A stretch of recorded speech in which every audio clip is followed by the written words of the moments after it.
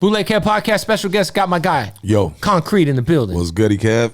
Welcome, man. So for people who don't know, the last couple years you've been like building a following on IG doing comedy shit.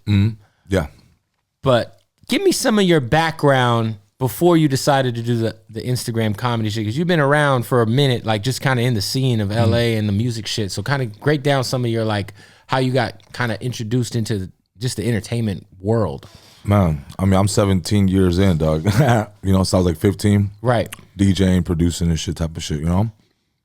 And like in 2000, I want to say 6 or 7, I started really getting like a little momentum with the music, and I had a record out called Industry Beefs. You were rapping? Mm-hmm. Okay. Yeah, I was producing, rapping my own shit at the time, you know? This is when like having the studio at your crib was like a big deal? A big deal, yeah. You know? And I had a record called Industry Beefs, and that caught the ear of Steve LaBelle. And shout out to Maniac LaBelle. Yeah, so Maniac LaBelle and Sean and Lewis. And this was around the same time, like, I remember when Steve had me come over to his house, right? It was me, Sean, and Steve LaBelle, and we were at his house. And I'm sure Jamie Adler was hanging around somewhere. Yeah, he was somewhere. I mean, crazy story. Jamie Adler saw me getting arrested. I got arrested at his fucking at his offices right there in Hollywood. So we were at his house. Yeah, you know, and he's like, "Yo, man, I really, you know, I like your record, and you know, thinking about, you know, hopefully, you know, getting to manage you." And he's like, "Yo, I have this other kid that I want to show you, and just let me know what you think," you know. And we go into his garage, and he pops his record, and his record called "The Bulletin." A Bulletin Got No Name. So it was Nip. At the time, you know, it's like Nip was barely like coming up, you know. Yeah. And I remember me and him got signed the same week to like, to get managed by the team, and that was the beginning of more or less like me kind of getting my feet wet like in the industry. So you were managed. How long were you managed by LaBelle? I was with him for like 4 years. Oh wow, that's crazy. Yeah, Steve's like fan, man. That's crazy. Yeah. You know, so I got to, you know, get records with a few of his other artists like Bone Thugs and Ayaz, Sean Kingston. Yeah. Man. You know what I'm saying? And then, you know, my first record hit the radio. It's called Certified Kush. You know, shout out to DJ Felly Fell and the whole team. Yeah, like they played that at Power. Yeah. Who was that? Was that just you? Yeah. That was a solo record called Certified Kush, and then I had a second record come out, and you know that one did like pretty well. Like I think we did like 65 stations across the country type of joint, you know, and that was called We Can Make It Rain, and it was more like a, you know, poppy industry record. You know, I was really trying to get in there on some like bash. And you were going by Concrete at the time? Nah. I used to go as Beretta. What was it? Beretta. Yeah. Oh shit, I think I remember. Yeah. And this is how I know like most of these dudes, you know, like Bash. Like a lot of people see me doing skits now with Bash or Frankie. Like, I've known these guys forever. All these artists, and it's like, dog, I used to open up for these dudes when I was like, you know, in like really in the rap game. And then I went from, you know, unfortunately my brother passed away in 2008. He was like my hype man, my day-to-day manager, everything kind of deal, you know, and passed away in 2008, and I decided to just stop rapping during the time of like the records Things were starting to pop. Yeah. So you was getting on the radio. I was getting on the radio. I was trying to do shows. I was trying to travel and, you know, do my thing. And your brother passed, and that kind of inspired you to just walk away from doing music. Yeah, I was like, I'm done with it. You know, because I just started, you know, like you started seeing, like, you know, people start acting different, you know, and it was, you know, I actually credited, like, I'm glad if I would have blown up then, you know, I probably would have killed myself or something, because I wasn't in the right state. I was just being, you know, I mean, imagine being 21 and then you have a record on the radio at a time when having a record on the radio was a big deal. Huge deal. Yeah, back then it was a big deal. Not so much now. Yeah, so it's like everywhere I went, it was like, you know, it was like people already knew who I was, and it was, you know, people started acting different. So, and you know, things are being presented to you. Who worked your record to radio? Who was your like Steve? You guys didn't hire an indie? I mean, I had a few people. Working the record. One dude, I'm not gonna mention his name, but you know, we had Leilani. I mean, like, Leilani. I was gonna say, like, is it like, yeah. I mean, like, but we had like a ton of people were really fucking with the record, so they were like, "Yo, man, I'm just down to help out the situation." Like 65 station. That's nice. Yeah, that was cool, man. So I would see the little BDS or, you know, reports, and I was like, okay, cool, this shit's really happening. And then you know? retired. And then I was like, that's it. Like from one day to another. I remember I put out like one last music video with me and my wife, Nikki Diaz. And, you know, we just did like one record, and then I ended up just, you know, doing a video right here in Sylmar in my neighborhood, and that was it. I was like, I'm out. What happened when you told Steve you were gonna retire? Oh, they weren't happy. What are you doing? Yeah. Nah, man. I mean, they weren't happy. I mean, you know, because like when I left them, you know, I ended up doing like a collaboration with Gorilla Black and his brother Hot Dollar. So I was shout out Hot Dollar. Yeah, I was doing some stuff with them called I didn't know they were brothers. Dollar Figure S. I didn't know either. Wow, I didn't know either up until I started meeting them and really hanging around them. And then yeah, man. I mean, you know, I got the call from Steve. I got the call from like Big U. And it's like you know what I'm saying. And it was tough, man. It was tough because I really wanted to do music, but it wasn't in my heart. Like to try to talk you out of retiring? Nah. I mean, I guess. I mean, it was. They just wanted to see where my head was at. Right. You know, like Sean and Lewis kept in contact. I mean, I talk to them still to this day. You know, and recently they told me like, yo, like, why don't you do some music? And I'm like, I don't know, man. I'm just. Yeah, I was gonna ask you like, so you retired from music. That's 08? This is like 2009, 2008. Kind of bleeds into like 2010, but by 2010, I'm trying to hold like a bunch of odd jobs. Yeah, I was gonna say, what do you do? What's the next decade of your life look like? Because I feel like you just started getting into the comedy thing recently, right? Yeah, the next decade after that, I was literally just. I remember I got fired from my last job. I conned my way into an accounting job at Fallas Paredes and Factory 2U at the corporate offices. My mom loves that store. No, so I somehow There's conned one in my Mesa, way. Arizona that I used to go to every fucking week with my mom. She'd pick me up from high school and we go to the Fallas Paredes place and get shit for like $4 t-shirts. Yeah. She'd be like, my mom loves a deal.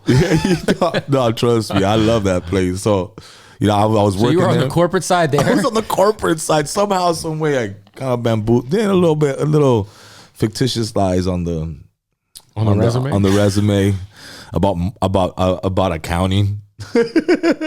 You know, and then I mean, I was doing really good, man. Just collecting pennies and just you know typing shit in. And I was doing good, but the dude was like, "Man, you're not happy." He literally called me to his office, like, "Bro, I'm not happy." He sees it in my eyes, and he's like, "Bro, I'm just gonna give you your last check and just, man, we'll see you later, brother." Wow. And I was like, "What?" He was like, "Yeah, man, just go do your music," because he had known that I was, you know. I was like, "All right, fuck it." So I went home and I told my wife, I was like, well, she's my girlfriend at the time, my wife now, but I was like, look, with this money, I'm gonna buy a camera. I'm gonna buy a camera. There's this YouTube shit right now, and people are just doing a bunch of music videos. Yep. At this time, I already had relationships in the industry more or less, and I was like, look, I'm gonna call them. I'm gonna tell them I'm gonna do the music videos for free. Get it popping. And let's go. And that's exactly what I did. Like the first dude I think I did a music video for was S.A. Daz and then my boy Any Means. And then my boy S.A. Daz, I was like, for the third video, I was like, look, man, don't pay me. Just buy me this lens. He's like, for real? I was like, yeah, look, here's the Amazon link, dog. Buy that lens. I need that lens. Get the lens. He's like, it'll make a video look better. And that lens, man, I did like 200 music videos on that fucking lens, dude. So you were shooting, so you became a video director. I became a videographer like in 2010. And you're directing, you're editing as well? Everything. Wow. There was, yeah, I remember I went and bought like a little iMac computer, and you know, and again, this is a time where like people having a video on YouTube was crazy. For sure. Different era. It's just such a different. Like there was none of the comedy shit really going on. There was no vloggers. Right. It was just straight. Either you had a music video or some corporate shit up there, right? You know, or you were a big artist, and you know, I mean, even big artists. This is when at the time when they were leaving like terrestrial television, like BET, you know, it's like nobody was really caring no more. There was like you know? Black Diamonds was popping. There was like that was like you know, for sure, Black Diamonds, you know, Power of 10. I mean, there was a bunch of dudes that were, so that were doing at the you time. became just a videographer for artists. Did over 200 videos. Oh yeah, like in the first 2 years. Oh wow. So you were really I was just cracking them out. What was the biggest video you did? What's the biggest video I've done? Yeah, like that you've done that, like as far as views or song wise, like what's I mean, I can't even tell you because I mean I don't know. I mean, as far as like the biggest one that I might have, I don't know. It could be something with Sekan. But I don't know. I mean, I got videos. I got millions of views with like Trish Toledo. Like, you know, I started doing just like I got out of the hip hop situation. I started doing different genres. You know, so I got like millions of views on like reggaeton shit. Wow. I got millions of views on straight like, you know, what people would consider Mexican rap, I guess, you know. That's big. But like, I guess all in all, my views, I'm probably good at a billion views. Would you? Are you still doing any of that now? Yeah. So you're still doing that? Yeah, I just got back from Miami last week with Magic. I shot a music video with him in Miami. Oh man. Yeah. So a lot of people don't see it because I don't show it no more. So listen, you do all the music video shit, keeps you kind of in the industry. Industry, right? And then at what point in time do you realize that there's something with the IG comedy shit? Because that's more recent. So like, yeah, how'd you make that? You know, I mean, I've always been funny around my boys. I've always fucked around and I've always done characters. And I was acting during the 10 years that I'm doing music videos. You know, I went to auditions and booked a few gigs. So you were doing some acting? Yeah, for sure. Like I was on Wilfred with Elijah Wood. I did a few movies. So I was always acting, but it wasn't consistent enough for me to be like, yo, I'm gonna just stay here and hopefully I make money. It's like, nah, man, I got a wife. I got a kid. Like I just can't, So you gotta pay bills. Yeah, dude. So I kept the shooting. I was like, you know what, I'm gonna chill on the acting and doing all these fucking auditions because it was like, even though you're booking, right? But you're booking 1 out of 30. So you gotta go on 60 That's a lot auditions. of time. So you gotta go on 60 auditions. Takes up a lot of your bandwidth. It does, bro. It's just a lot of time. And like, you're spreading yourself out thin with that shit. So then I'm doing all that, and it wasn't until 2000, I want to say 18, I was shooting a music video for my boy Sekan in Compton Menace. And we were at on Fairfax, right there by like where Biggie got killed, at those lights. Yeah. The Miracle Mile lights. And it's the last shot of the music video. We got all the gear in the truck. We're like, we're gonna park the truck right here. We're just gonna hit this corner and go to the lights and shoot the scene and get back in the car and dip. Maybe it took about 10 minutes, 10, 12 minutes. By the time we got back, $40,000 worth of gear was gone. Oh shit. And this is all your gear. Gone. Fuck. My boy Segan had took off his Rolex. Put it in the car? And he was like, I'm gonna leave it in my bag. I don't need it for this shot. With like his iPad, and he had like a bunch of records written, just old, So we come back and everything is gone, dog. Gone. Everything I worked for, Kev, for the last 10 years. That's a lot of equipment. Yeah, bro. Lights, lenses, laptop. Everything, dog. I took the whole fucking kitchen that day. Like all kinds of stands and shit, right? Someone stole the actual vehicle? Nah, they went and did a dumping, like a grab and dump, just put into the car and boom. It was a ring that was happening at that area. So come to find out later. That happened to me last year. Someone followed me out of the bank, cracked my window. Yeah. I had 15 grand cash on me. See?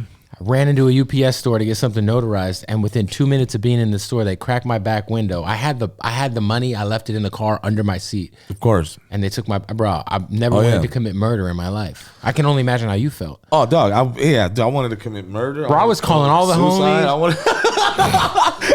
I called everybody I knew. I was like, yo, like, I don't even want the money back. I want my fucking laptop back. Put the word out. That's exactly what I did, Kev. I called everybody I knew in every hood. I was like, yo. Put the word out. And especially in that hood, I was like, yo, dog, I know you guys know something, man. I remember I did the most vulnerable post on social media I had ever done. I hate when motherfuckers cry on social media, right? And I'm there with and I even put that shit in black and white so they can feel it more. And I'm like, man, if anybody knows anything. So any idea who did it or did no, yeah. I mean, they ended up catching the guys and shit. Did you get your shit back? Nah. There's like restitution, but dude, I'm never going to see that back. So I don't expect it, So they caught the guys, but you never got your shit. Nah. Man, they had sold that shit by the time that, like they weren't going to wait on my shit. They were like, this is the first shit we're going to get rid of, They found a backpack, right? They called me like at night, like I'm fucking crying at home. They call me like at 4 o'clock in the morning and shit. And they're like, we found a backpack and we found a case. I was like, all right, cool. So I get over there and the dude's like, yeah, it's a black backpack. I was like, perfect. It's mine. It has my laptop and my hard drives. I had just shot some music videos in Guatemala. Oh, no, Honduras. And I had just shot some music videos in Honduras. And that footage was in there. So I was like, that was like $20,000. So you had that. That was in there. So I get to the police shop and it's not my fucking backpack, dog. It's not my backpack, right?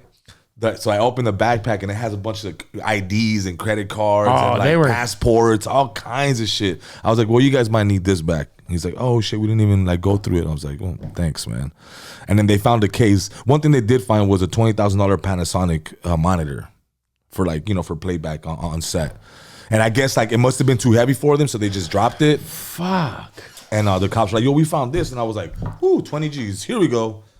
Took that home. That was it. And yeah, so anyway, so I do this post on social media crying, asking, fucking begging for people to just give me anything, right? And, you know, that was the most broken I had ever, or, you know, the most vulnerable and transparent I had been on social media. Up until this point, dog, all people know is that I travel, I shoot, I'm here, I'm there, I'm traveling everywhere type of shit, you know, but nobody cares about that shit, right? That post got a lot of love. Did you get a little GoFundMe popping? Nah, no. But my boy, you know, my boys from 27 Junkies, my cousin, Burst Rock, and the whole team, man, they, you know, J-Cats, they actually threw like a little fundraiser for me, and I was able to get like a few grand and, you know, get a laptop and shit like that, you know. Damn, so, you know, shout outs to them, man. So that was the team right there that came through for me. Hey, what up, man? We got to interrupt the interview real quick to tell you about our family at Odd Socks. Now, when I be riding for Odd Socks so hard, man, it's because I really love the product. They got the most comfortable socks in the fucking world. I got a pair of Odd Socks Basics on right now. Go get those. They got the socks, WWE joints, you know what I'm saying? Shout out to The Undertaker, Pepsi, motherfucking, really whatever you need. Some weed socks, Nickelodeon, but really, they got the draws now, ladies and gentlemen. I'm holding a pair of Tapatio underwear right now. You want some Pop-Tarts on your dick? Pop-Tart draws. And these motherfuckers are so comfortable. Like, man. So listen, you got to go to oddsocksofficial.com and use the promo code, the discount code BOOTLEGKEV at oddsocksofficial.com. You'll save 20% off underwear, the most comfortable socks in the world. Crazy licenses. Not only they got the WWE, they got the Scarface, they got the Street Fighter, they got the Nickelodeon, they got it all. So make sure you hit that website, oddsocksofficial.com. Save 20% off with the promo code BOOTLEGKEV. All right? Go do that. Shout out to Odd Socks. Let's get back to the interview. Nothing like that. People, man, that's happened to me twice. It's terrible, dog. It's crazy because you brought up Baby Bash. We were in Lake Havasu in 2011. And Baby Bash was doing a radio event for spring break, and our room was next to his room, and somebody fucking the maid, they ran like cleared out everyone's rooms, took my fucking laptop and my hard drive. At the time, I'm like making 30 grand a year doing radio in Las Vegas, so like my MacBook is like it's everything. Yeah. So I was sick to my stomach. Like there's nothing like having someone jack you for some shit that's like. It ain't even about like I had pictures of my kid on there. I had video, you know, it was just so much shit. I'm just like, motherfucker, fucking. It made me want to kill a motherfucker. Oh yeah, dog. Yeah, man, that's how I felt, dude. And you know, like I'm already doing comedy at this time, dude. Like you know, I'm behind the scenes writing comedy for other dudes and writing skits for other dudes and whatnot. And my boy was like, you know what, dude, like. You look like shit, man. You got to do something. He's like, nobody's going to do your comedy how you would do it, Khan. So why don't you just give it a shot and see if it works out? And then I did one video, man, and I had like, I don't know, 2,000 followers, and like overnight I went up to like 2,500 or something. I was like, okay, I got 500 followers overnight with this shit. That's a big deal. Yeah. You know, I was like, I just got a fourth of the followers that I have overnight. All right, and then I remember like, you know, because before it's like the only people that commented like, you know, and I'm doing cool shit. Right. Like I'm in you know Jamaica with the Marleys. I'm in you know fucking Europe. Like I'm doing cool shit, but like you know the only people that comment is just like your mom and your cousin. Like hey, good shit, man. Keep pushing, right? Dog. You know what I'm saying? Like that's it. You know. And for this shit, it was like people I didn't even know. I was like, oh shit, okay. It wasn't just followers, and there were comments like, yo, man, funny shit. I was like, all right, cool. And then the next day, I did another skit. And then that one went kind of big. It was me at a liquor store where I'm seeing this person get. It was kind of like a reaction video. This person get kicked out of a store, and I'm reacting to it. And that one again gave me like 1,000 followers overnight. You're like, oh, there's something to this. All right, cool. You know, and then yeah, man, from there it just kind of snowballed into like this fucking thing that it's like in 2 years, man, I've been blessed to get casted for movies now, and you know, doing TV shows. My TV show drops in November on Tubi, and wow, you know, Tubi. I got Tubi on my TV. Yeah, man, we just you know won an award yesterday for the Panamanian East LA Film Festival for like I think like funniest comedy and funniest comedy TV series. So it's cool, man. What's your involvement with the TV series? I'm the star of it. Yeah, that's weird to say, man. That's crazy. Are you like helping with any of the writing or any of the ideas? Yeah, no, of course, man. I think for season 2, we just season 1 is wrapped, and for season 1, yeah, I mean, obviously, I had a lot of involvement as far as like improvising and rewriting some of the stuff, and kind of, and unless secondhand directing a little bit, but definitely for the second season, I will have a bigger part in it. Is the second season already greenlit? Yeah. Fire. Oh yeah. We on, man. I feel like there needs to be more Latino actors too. I'm tired of seeing Carlos in every fucking movie. Like, or what's his name? Hector. The guy who's in Friday. That's my guy, Noel. Yeah. Noel, but he's like the guy. He's like the go-to guy in every movie. Yeah. It's like. It's like, is there nobody else? Like, yeah, I mean, I just, like, I guess for me, like, it's always been difficult to book those roles. I don't really have like a menacing face and shit. That's fair. Yeah, he fits the part. Yeah, but. so it's like like for me to like even when I booked the Elijah, like on Wilfred, it was like this gangster dude. I love that show. And I'm robbing Elijah Wood in that shit, and my cousin, like my cousin's watching this shit. He's a gangster. He was like, "Dog, I would have slapped you, fool. You didn't even look scary." And I was like, "Yeah, well, all right, good." Yeah. Fucking, I catch a check. What's the name of the TV show? Wilfred. No, the TV show that. Ghetto Busters. Ghetto Busters. Yeah. When's the first season debut? I believe November 4th. Oh, on wow. Tubi, yeah. That's big, man. Tubi's dope. It's like an app, like it's like free TV. Yeah, there's free TV, man. You just go in there and watch it. You don't have to have a subscription. Nothing. Just go up there and watch it. Yeah, it's a vibe, man. Yeah. So what is kind of like, since you've been doing the IG comedy thing, like obviously there's a lot of quote unquote IG comedians. There's a bunch. Yeah. What has been kind of like your secret into like kind of standing out? And I don't follow trends. I don't follow the trendy TikTok of the day. I'm not doing Squid Games this week. I technically go against the grain on everything that happens. I mean, if it's something that's like, I remember one of the biggest skits I did was an R. Kelly skit. Right.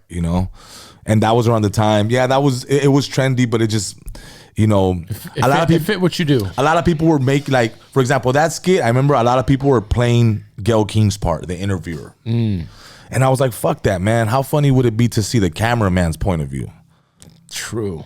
Right? So I ended up doing that. And then that shit got me like 20,000 followers overnight. No, the cameraman, like, that's a great, yeah. So I played the cameraman point of view because everybody else was playing the Gayle King, like the interviewer, like they wanted to put themselves in the moment, right? I was like, nah, let's just, that's already a scene as it is. Let that happen. Let me add the cameraman point of view. And then that shit just, it was out of here, But yeah, man, it just, like I don't, like social media comedy is really like, again, man, I feel like comedy is just like music, subjective, right? People like what they like. Yeah. But I just tend to go against the grain. Like I don't like to follow the trends, and I like to be as original as possible. As original as possible. You know what I'm saying? Like even when I do my characters, like, like when I did, it was so funny. Like recently somebody was asking me like, man, how do you bridge the gap between black and brown and trying to, the comedy? And I was like, I'm not trying to bridge no gap. You're just doing you. I'm just doing me. Like when I did Andre 3000, I wasn't thinking like, I'm going to do Andre 3000 because it's going to get me closer to the black community. I was like, no, I would just be a funny ass fucking Andre 3000, the Mexican version. Right. Like that shit would be funny. That should be hilarious, yeah. And dude, I had a bunch of comments on my TikTok and on Instagram, like loving it. And from the black community, they're like, man, see, here's a comedian that didn't have to do blackface or none of that to just be funny. For sure, yeah. And I think, that to me means a lot. You know what I'm saying? Like, I'm not doing comedy for anybody specific. I'm just doing what I think is funny to me. And if you happen to be white, black, or Asian, or Mexican, and you like it, cool. Like, that's cool. Do you find that TikTok's a little bit easier to get traction on than IG? Because I feel like TikTok, I've seen people go from like 0 to like quick on TikTok if they're doing the right shit. And I feel like IG's a slower climb. Yeah, I mean, definitely IG's a slower climb now because of the fact that, just the algorithms are different and, whatever. I don't really pay attention to that. I started my my Instagram, or really started pelling in Instagram 2 years ago. And at the time, dudes that were already big in the social media world were like, dog, you're getting followers in a time where it's hard to get followers. No, for sure.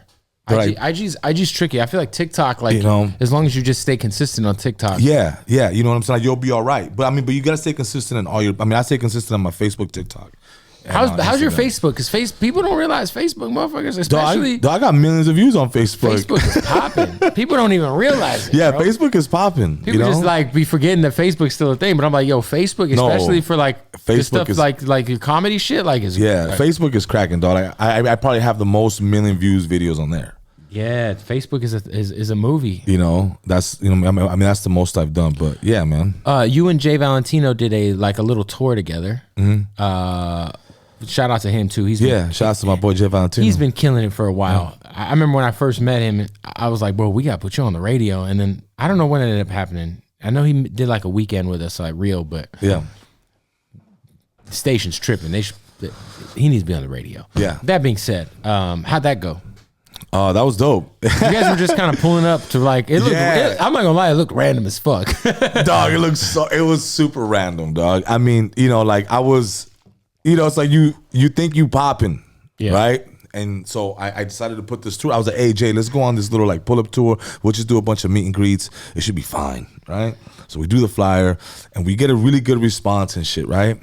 And like a week before, 2 weeks before we're leaving, I told Jay, I was like, hey Jay, check this out, dog. I have a feeling that what if it doesn't go as planned and nobody shows up? I was like, it'd be great if we just shot this shit. Right. It'd be absolutely epic if we just shoot the tour and show what it is to be a comedian or to be somebody trying to make it, right? And that's exactly what happened, dog. We had good turnouts. We had really bad turnouts. What was the worst place? The worst place? Fuck, Albuquerque, I think. Albuquerque, dog, we were hurting. Phoenix, Tucson was lit. El Paso was good. Dallas was cool. Houston, they ended up booking, like, I ended up booking some place. Actually, no, and I hate to say it, but it was Odessa. Odessa was bad, dog. That sounds like it. Yeah. I'll give you a tidbit because I didn't even. So this dude calls me. He's like, "Yo, man, we want to bring you guys out to Odessa." And I was like, "All right, cool." They're like, "Well, where's that?" They're like, "Oh, it's a cell phone spot. You guys will be good." I was like, "Bet, cell phone spot. We on. Can we set up somewhere?" They're like, "Yeah, dog." So we get there, and we just, it's a tiny little town, dog. Yeah, tiny little town. So you're kind of driving by, and all we see is a fucking cemetery. We're like, what the fuck? I was like, dog. And I called the dude. I was like, hey, dog, there's a cemetery. He's like, yeah, we're right at the corner. So it was this little bit. It was like, this is the whole cemetery, and his store was right at the corner. By a cemetery? On the cemetery, bro. Oh. Like, there's flowers and graves all around his shop. I asked him what the fuck was going on. He was like, yo, they went and bought all the houses in the land here, the city, to put a cemetery. I'm the only one that didn't sell. What the fuck? So we're sitting there, bro. Like, you want us to do a meet and greet at a cemetery, bro? Like, this shit was. You guys documented this? Everything is documented, man. It's being edited, dog. Dude. The shit is really good, dog. San Antonio was. Oh man. Are there any other creators that you fuck with that are kind of like in the Latin comedy lane, like? Because there's a lot of people doing their thing, I think like my guy Luciano knows best from Phoenix is dope. Yeah. I know who he is. We just tapped in with I think they're called the Mexican Ways. Mm-hmm. Yeah. I worked with them before. Yeah, there's like I just feel like there's like it's really popping right now. You know what I'm saying? Like, yeah. Outside of Jay, like who are some of the other people who you want to collaborate with or who you have worked with? I mean, I think everybody that I've wanted to collaborate, I think I did, and if I don't know them, it's probably because we just haven't came across their page or whatever the case. But I mean, like, man, like for the last 2 years and even till now, for me, it's really been about like showing proof for myself. Yeah. I kind of felt that I need to do my comedy right now. I need to do what I think is best for me, and not necessarily collaborate with someone because they got clout. They're popping, yeah. Or because they're popping. It's like I want to earn my seat at the table, and that's why I started doing stand up, because there's a certain stigma about, if you're an IG comedian, you can't do stand up. You can't do stand up, or you don't deserve a seat. I'm like at this table. And stand up comedians look down on people who do IG comedy. Yeah, I mean, I've had stand up comedians tell me like, you ain't it. Yeah. So now you're doing stand up, and not in a bad way. Yeah, and so I said, fuck it. all right, cool. I need to earn my seat. I'm gonna earn my seat. And this is even when I already had George Lopez hit me up and be like, yo, I see you, keep doing your thing, like your next type of shit. And then I've had other comedians hit me up, like, Felipe Esparza has been really supportive, you know what I'm saying? Cholo Fit Creeper has been really supportive. He's hilarious. These are all guys that do stand up. Jerry Garcia, which gave me an opportunity to do the to host Los Toxicos tour with them.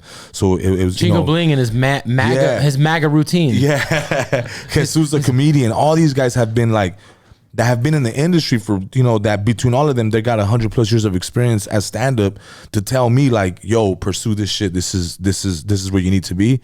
Then it was kind of like, all right, because I was fighting stand-up for like a year. How's the stand-up thing? Because that's a hard thing to get into, man. It's not the same, obviously. I mean, it's not the same, right? Luckily for me, I come from a rapper's lane. So you're not scared to be on stage. So I ain't scared to be on stage and command attention and do crowd work and do all that shit, right? So I've been there before. Now I was just implementing some of the comedy. And you've hosted tours and shit, so that's kind of like... Yeah, for sure. Yeah.